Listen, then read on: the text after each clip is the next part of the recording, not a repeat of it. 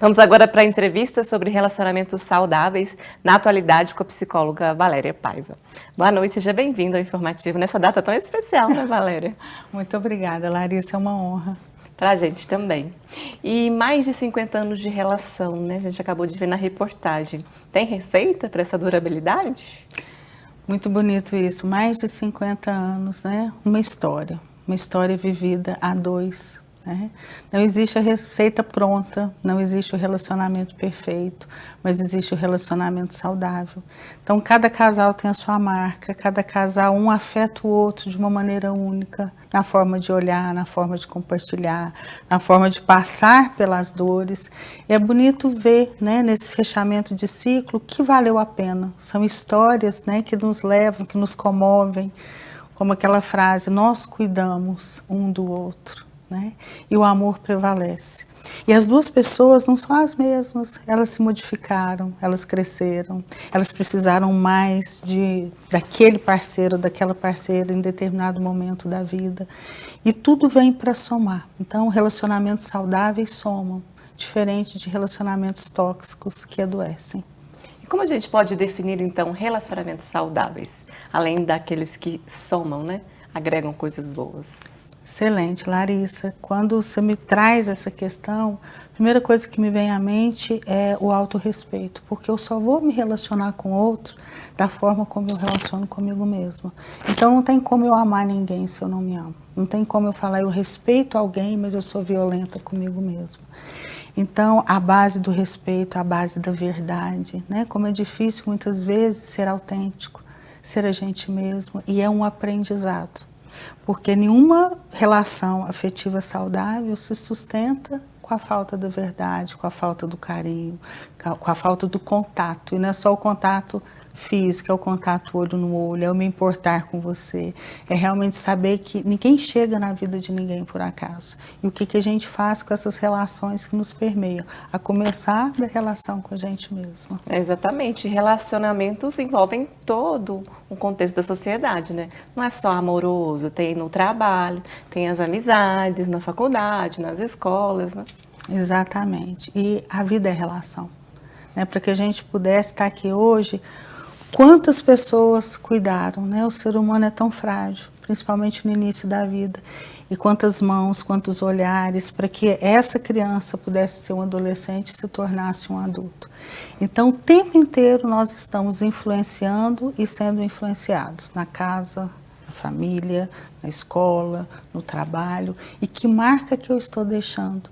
Porque muitas vezes eu acredito que eu não sou violento, mas eu sou no momento que eu excluo, no momento que eu faço uma brincadeira que toca o outro de uma forma negativa e eu não assumo essa violência dentro de mim e vou criando marcas negativas no outro. Nós precisamos pensar que as relações, elas são edificantes.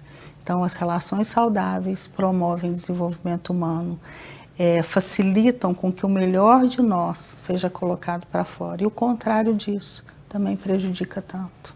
Que são as relações tóxicas, né? Exatamente, né? Quando o outro é visto como algo descartável, né? A relação capitalista, né? Eu utilizo e jogo fora. A relação de interesse, onde não existe a base afetiva verdadeira. Não existe um encontro verdadeiro. Existem alguns contatos fugazes. É verdade. Falando sobre relacionamentos saudáveis, terão eventos aí especiais nesse mês de junho, né? Sobre os relacionamentos saudáveis. Nós vamos dar início aqui no Campo Santa Mônica amanhã com uma mesa redonda para falar exatamente sobre isso. Relações afetivas no ambiente universitário. Um diálogo necessário.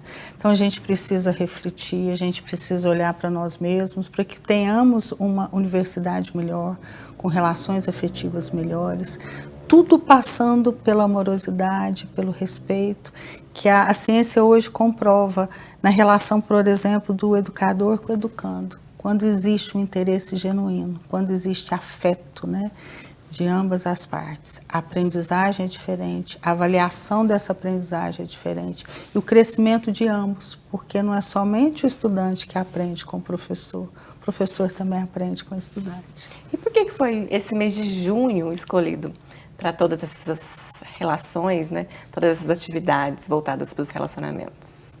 Excelente, Larissa, porque não é somente o relacionamento amoroso, né, do meu parceiro, a minha parceira, mas precisamos cuidar de todas as nossas relações. E o mundo está adoecendo em função disso, da falta de cuidado, da falta de empatia, da falta de compaixão. Então nós vamos trazer temáticas relacionadas à comunicação não violenta, né, que não significa ser submisso, mas ser congruente, ter compaixão, saber falar ou não, saber ouvir, né? Comunicar não é só falar, é ter aquela disponibilidade interna de realmente estar com você. Que no momento que a pessoa sai da sua presença, ela sai melhor do que ela chegou, que ela foi ouvida, que ela foi acolhida, que teve atenção. Isso permeia o mundo, todas as relações. E o tempo inteiro nós estamos sendo afetados e afetando as pessoas. Então, toda a programação está no Instagram da PROAI, né? Exatamente. Contamos com a participação de todos, né?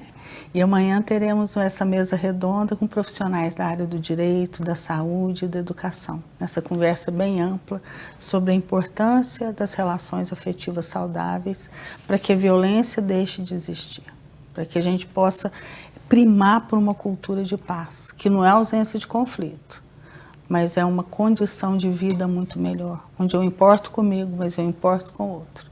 Eu tenho necessidades e sentimentos, mas o outro também. Exatamente. E essa roda de conversa proporciona também esse diálogo, que é tão importante em todas as relações. Larissa, a palavra-chave é essa, né? Para que eu possa realmente dialogar, eu preciso primeiro ter aprendido a me ouvir, né? E no momento que eu estou com o outro, eu me silencio para ouvir o outro. Eu não vou querer impor a minha verdade, nós vamos trocar e nós vamos crescer juntos. São poucos os que realmente sabem dialogar. E o diálogo é a base de tudo. É a base de tudo. Exatamente. E então vamos falar de mais dicas sobre essa questão das relações saudáveis, né? Você tocou no ponto do afeto. O que seria esse afeto? Quando a gente fala, né, da afetividade, é algo muito abrangente, é uma expressão e que abarca emoção e sentimento. E muitas vezes nós usamos esses dois termos como se fossem a mesma coisa, não são. Então a emoção ela é mais instantânea, acelera meu batimento cardíaco, eu fico com a face vermelha. O sentimento ele é algo mais interiorizado, ele é mais profundo. E a afetividade, ela existe sempre ligada à cognição. Então a criança ela é muito mais visceral, ela expressa a emoção dela ou com riso ou com choro. E aos poucos a gente vai aprendendo a lidar com a nossa afetividade. Nós temos afetos gostosos de sentir e afetos difíceis, né? A raiva, a culpa, o medo, mas nós temos a amorosidade, a generosidade. Então tudo isso nos faz humanos. E a gente vive numa sociedade que prioriza a cognição, o intelecto. E esquece dos sentimentos, das emoções. E os dois são importantes. A gente precisa integrar. E saber lidar melhor com a nossa expressão afetiva, que é única. Como que eu vou expressar o meu medo, o meu amor, o meu carinho? É uma marca como se fosse o DNA. Né? Não tem ninguém que expressa como você. E que a gente possa respeitar e valorizar essa linguagem dos sentimentos também. E esse afeto está nos pequenos detalhes, como a gente viu na reportagem, né? Uma flor de presente, sem esperar, né? Vem da criatividade, vem ali da emoção, né? E vem do valor simbólico. Olha que lindo, no momento que eu dou uma flor, o que significa aquela flor para quem deu e para quem recebeu, né? É algo maior do que eles possam colocar em palavras. E são nos pequenos detalhes que fazem a diferença, né? O afeto também está no olhar, está na postura corporal, como está essa afetividade no meu corpo, como que está no abraço. O jeito de falar, né? O jeito de falar, a voz toca, o que eu falo toca, as palavras são poder de cura ou de adoecimento. Né?